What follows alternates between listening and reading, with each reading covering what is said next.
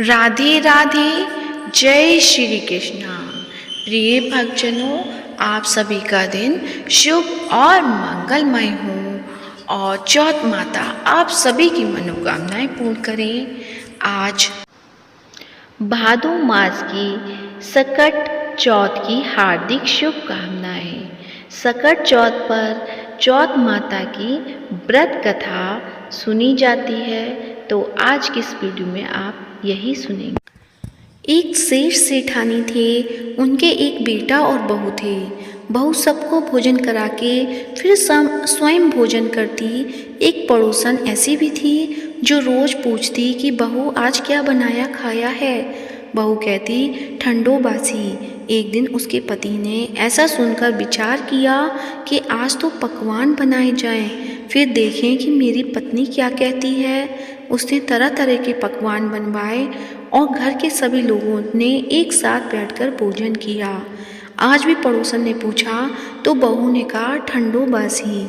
सेठ के लड़के ने सोचा हो ना हो कोई बात अवश्य है जिससे मेरी पत्नी ऐसा कहती है।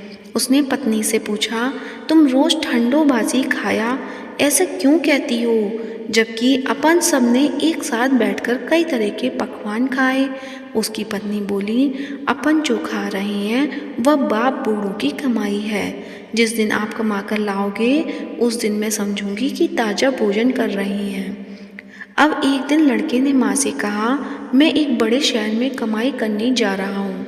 माँ बोली बेटा अपने पास इतना धन है कि खाया नहीं कुटेगा। माँ के मना करने पर भी बेटे ने स्वयं कमाने का दृढ़ निश्चय कर लिया और जाते जाते समय पत्नी से कहा मैं जब तक कमाकर बहुत सा धन लेकर ना आऊँ तुम चूल्हे की आग बुझने मत देना। एक दिन चूल्हे की आग बुझ गई तो वह मन ही मन घबराने लगी, कहीं मेरे पति पर संकट तो नहीं आन पड़ा। जल्दी से पड़ोसन में से आग लाकर चूल्हे में रख दूं, ऐसा विचार करके पड़ोस में गई। वहाँ पड़ोसन चौथ माता का व्रत पूजन कर रही थी। पड़ोसन ने कहा थोड़ी देर में आकर ले जाना। बहू ने पड़ोसन से पूछा आप यह व्रत क्यों करती हैं, इससे क्या मिलता है। पड़ोसन ने कहा चौथ माता के इस व्रत को करने से अन्न लक्ष्मी मिले और अपनी मनोकामना पूर्ण हो। अब बहू भी चौथ माता का व्रत करने लगी। दीवार पर चौथ माता बनाई। उस दिन घी गुड़ का चूरमा बनाकर रात्रि को चंद्रमा को अर्घ देकर भोजन करती। ऐसा करते करते बहुत दिन हो गए। चौथ माता ने उस बहू के पति को सपना दिया कि साहूकार का बेटा तू जागे कि सोवे, तेरी पत्नी तुझको याद कर रही है, घर जाकर उसकी चिंता मिटा। तो दुकान खोलकर कंकु केशर का पगलिया बना के बैठ जाना, आज तेरा हिसाब किताब चुकता हो जाएगा। अब तो चौथ माता ने जैसा कहा था वैसा ही हुआ। उसने घर जाने की तैयारी कर ली और गाड़ी भर के धन दौलत लेकर चल दिया।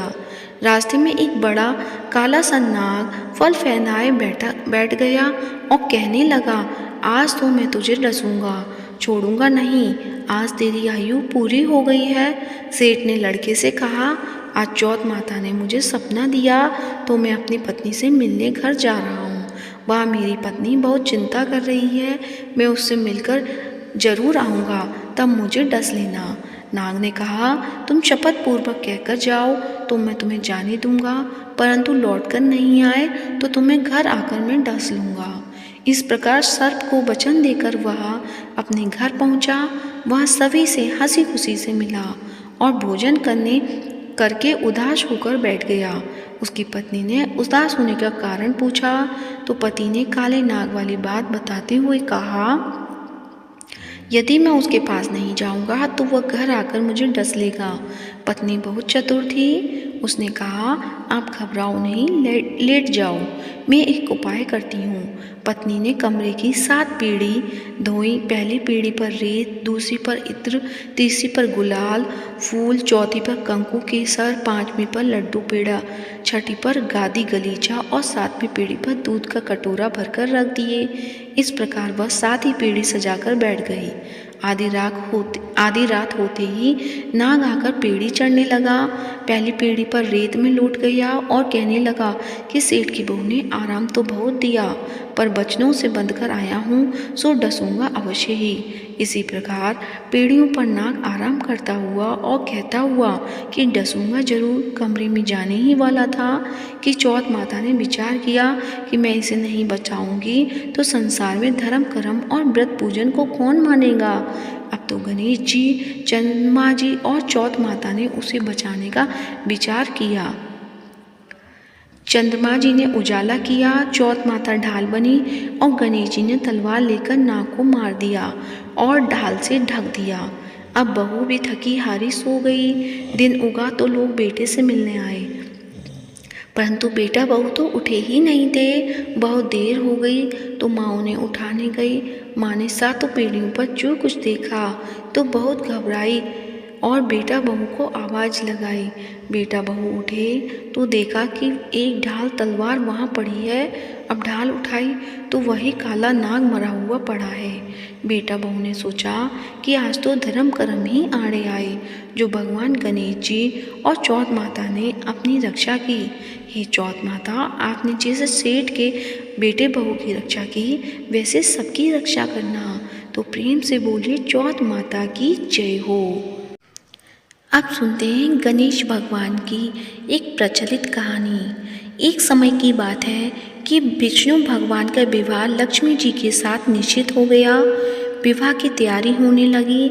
सभी देवताओं को निमंत्रण भेजे गए, परंतु गणेश जी को निमंत्रण नहीं दिया।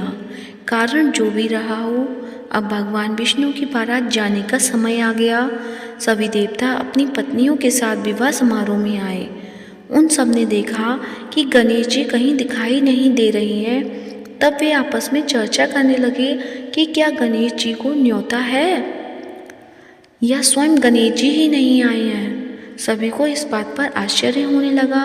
तभी सबने विचार किया कि विष्णु भगवान से ही इसका कारण पूछ लिया जाए।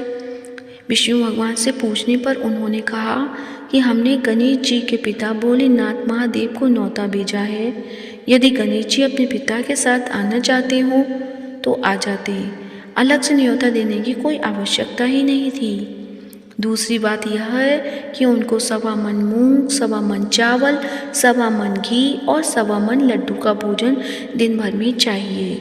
यदि गणेश जी नहीं आएंगे तो कोई बात नहीं, दूसरे के घर जाकर इतना सारा खाना पीना अच्छी बात नहीं है और अच्छा भी नहीं लगता।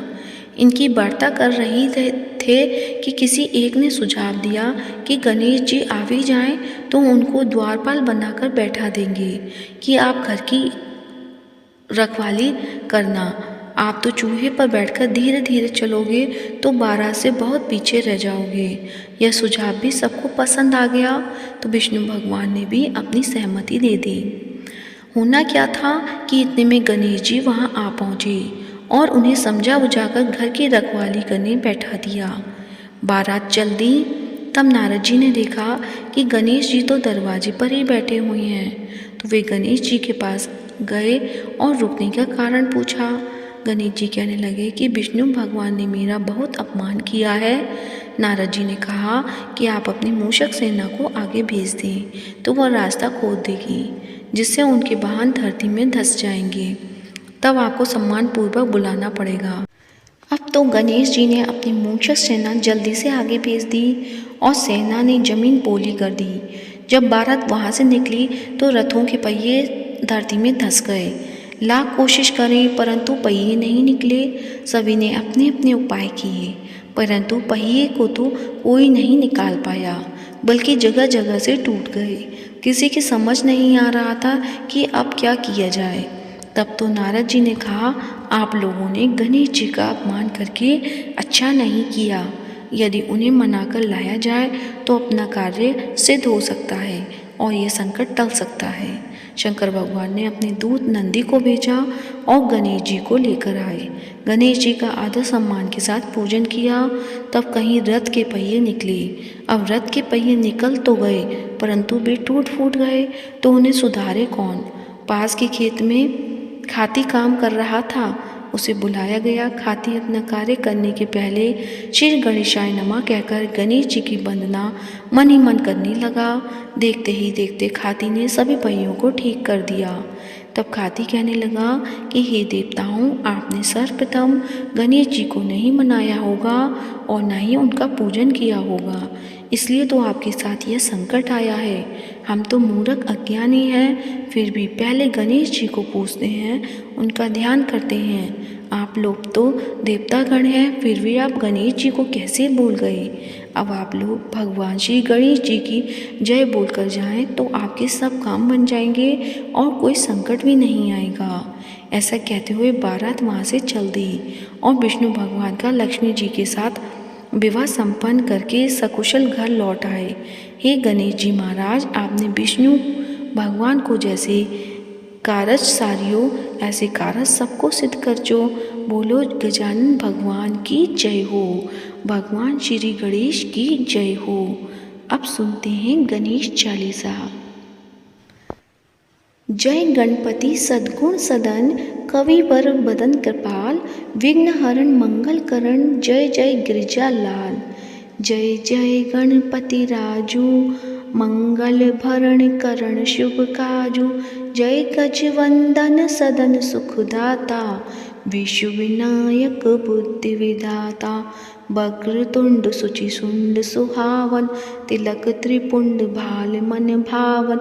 राजित मणि मुक्तन उर्माला, स्वर्ण मुकुट शिर नयन विशाला। पुस्तक पाणि कुठारित शूलम, मोदक भोग सुगंधित फूलम। सुंदर पीतांबर तन साजित, चरण पादुका मुनि मन राजित। धनी शुभ सुवन सदानन भ्राता, गौरी ललन विश्व विधाता। रिद्धि सिद्धि तव चंबर डुलावे, मूषक वाहन सोहत द्वारे। कहो जन्म शुभ कथा तुम्हारी, अति सुचि पावन मंगलकारी। एक समय गिरजा राज तुम्हारी, पुत्र हेतु तप कीना भारी। भयो यज्ञ जब पूर्ण अनुपा, तब पहुँचियो तुम धरी दुज रूपा। अतिथि जानी के गौरी सुखानी, बहुविधि सेवा करी तुम्हारी। अति प्रसन्न है तुम पर दीना, मातु पुत्र हित जो तप कीना। मिलहि पुत्र तू ही बुद्धि विशाला, बिना गर्भ धारण कही काला। गणनायक गुण ज्ञान निधाना, पूजित प्रथम गुण रूप भगवाना। अस कही अंतर ध्यान रूप है, पलना पर बालक स्वरूप है। बनी शिशु रूदन जब ही तुम ठाना, लखी मुख सुख नहीं गौरी समाना। सकल मगन सुख मंगल गावहीं, नवते सुरन सुमन बरसावहीं। शंभु उमा बहुदान लुटावहीं, सुर मुनि जन सुत देखन आवहीं। लखी अति आनंद मंगल राजा, देखन भी आए शनि राजा। निज अवगुण गुण शनि मन माही, बालक देखन चाहत नाही। गिरजा कछु मन भेद बढ़ायो, उत्सव मोर न शनि तो ही पायो। कहन लगे शनि मन सकुचाई, का करियो शिशु मोहि दिखाई। नहीं विश्वास उमा कर भइयो, शनि सो बालक देखन कहियो। पड़थि शनि कोण प्रकाशा, बालक सिर उड़ गयो काशा। गिरजा गिरि विकल है धरणी, सो दुख दशा गयो नहीं वर्णे। हाहाकार मच्यो कैसा सा, शनि कीनो लखि सुत को नाशा। तुरत गरुण चढ़ी विष्णु सिधाए, काटी चक्र सो गज सिर लाए। बालक के धड़ ऊपर धार्यो, प्राण मंत्र पढ़ शंकर डार्यो। नाम गणेश शंभु तब कीने, प्रथम पूज्य बुद्धि निधि वर दीने। बुद्धि परीक्षा जब सब शिव कीना, पृथ्वी की प्रदक्षिणा लीना। चले षडानन भर में बुलाई, रची बैठ तुम बुद्धि उपाय। चरण मातु पितु के धर लीने, तिनके साथ प्रदक्षिण कीने। धनिक गणेश कहि शिव ही हर से, नवते सुरन सुमन बहुवर से। तुमरी महिमा बुद्धि बढ़ाई, शेष सहज मुख सकी न गाय। मैं मतिहीन मलिन दुखारी, करहूँ कौन विधि विनय तुम्हारी। भजत राम सुंदर प्रभुदासा, लख प्रयाग ककरा दुर्वासा। अब प्रभु दान दीन कर जीनो, अपनी शक्ति भक्त कुछ दीजिए। श्री गणेश चालीसा पाठ करे धर ध्यान, नित नम मंगल ग्रह बरसे लहे जगत सम्मान। संवत अपन सहस्त्र दश, ऋषि पंचमी दिने, पूर्ण चालीसा भयो मंगल मूर्ति गणेश। प्रेम से बोले गणेश भगवान की जय हो। प्रिय भक्तजनों, यदि आज की वीडियो अच्छी लगी है तो वीडियो को लाइक करें, शेयर करें और कमेंट बॉक्स में चौथ माता की जय हो या गणेश भगवान की जय हो अवश्य लिखें। आप सभी का दिन शुभ और मंगलमय हो और मायरा वॉइस चैनल को सब्सक्राइब करें। धन्यवाद। ओम गणेशाय नमः।